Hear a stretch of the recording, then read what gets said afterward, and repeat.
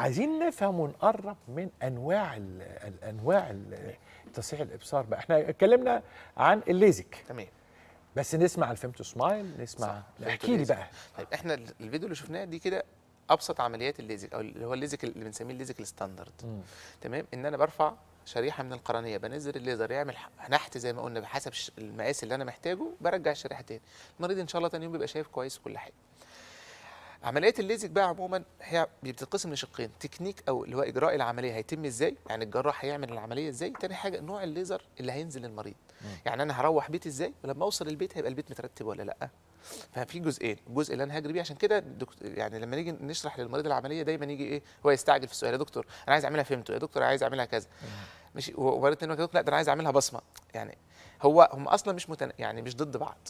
فاحنا بنقول الطريقه اللي بعمل بيها العمليه ممكن بالمشرط زي ما شفنا، ده بنسميه المشرط، هو مشرط كهربائي بس يعني شديد الدقه، بيقطع بالمايكرون، بيعمل الشريحه دي بالمايكرون. بس برضه هو في مشكله شويه، ان دايما الشريحه اللي بتتقطع ممكن الاقي في حته منها مثلا سمكها 100 مايكرون، وفي الطرف الثاني لا دي 120.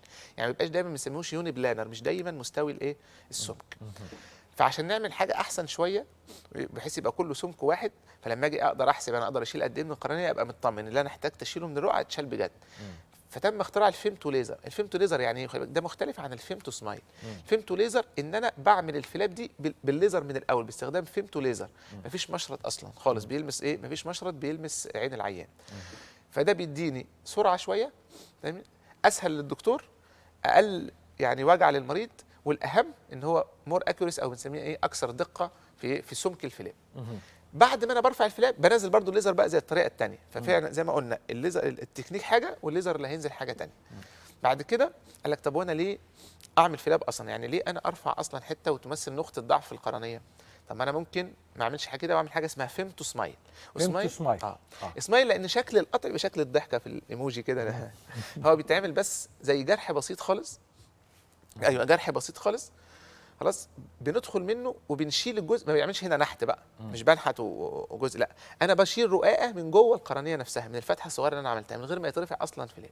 بس طبعا هو في مشاكل ان مش كل الناس ينفعها، ما بقدرش اشيل غير جزء معين. في حالات الاستجماتيزم وطول النظر دايما نتائجه مش قوي، يعني دي بعض الحاجات. فعشان كده مش دايما انا ايه، المفروض المريض يجي يقول لي يا دكتور اعمل كذا فانا اعمل له. انت بتقعد مع المريض، الموضوع عباره عن ايه، كونسولتو زي ما بنقول بين الدكتور وبين المريض. انا ايه النوع اللي ينفعني وايه الاحسن ليا انا.